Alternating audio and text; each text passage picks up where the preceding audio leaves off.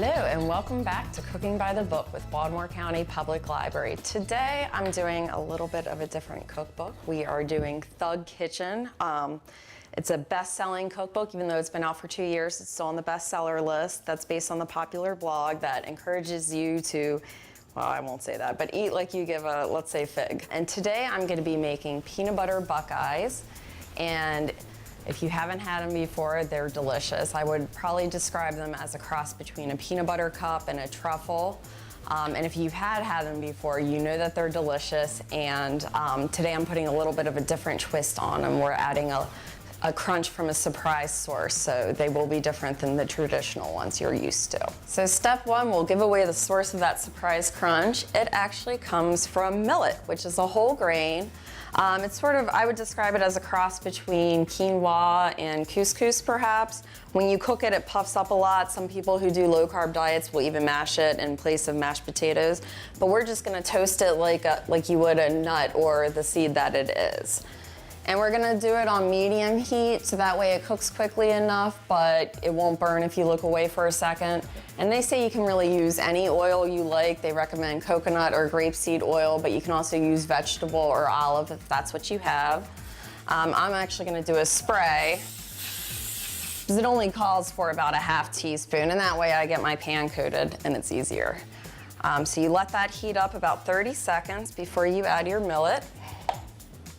And this will take about 3 to 5 minutes to get it from that really pale blonde color to a nice toasty, and you'll start to smell it toasting too.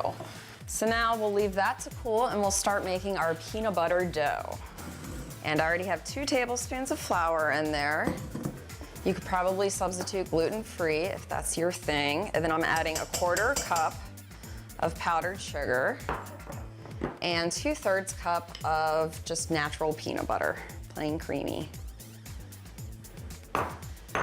Oh, and vanilla. 1½ teaspoons of vanilla.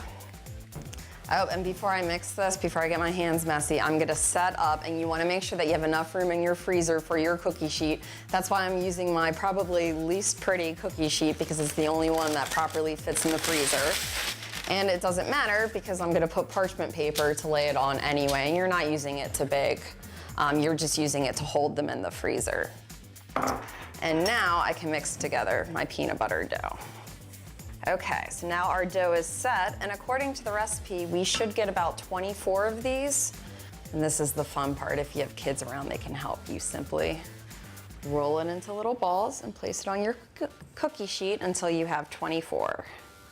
And now they'll be in the freezer for about 30 minutes to 2 hours to set up and chill. Your peanut butter balls have sufficiently chilled. It's time to dip them in chocolate and make them buckeyes.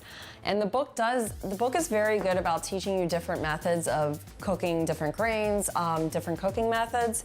And for melting chocolate, they do give you 2 options. I'm going to do the lazier microwave way, which is you just put it in for 25-second increments and take it out and stir it in between until it's all done. Okay, it took about 3 rounds on 25 seconds to get it that smooth.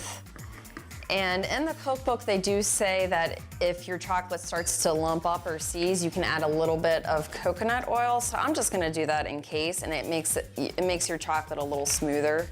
And now we combine them. And there's a couple, they do say you can use a fork to do this. I like using just barbecue skewers. You can also use toothpicks. And if you're serving them at a party, you can use those little fancy ones.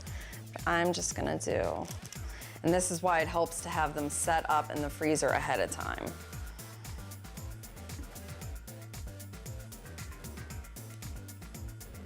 And there's our first buckeye.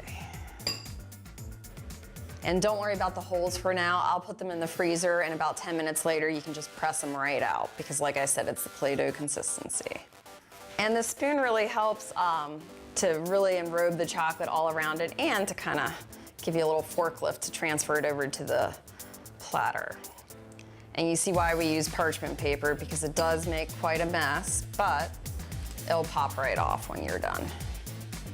Now that they're all chocolate dunked, I'm gonna put them in the freezer. The recipe says for at least 3 hours to properly set and chill.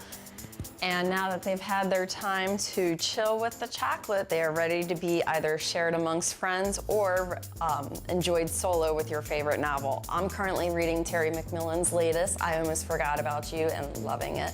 So I think I'm gonna go do that now. But as always, thanks for joining us and your library, BCPL, as we cook by the book.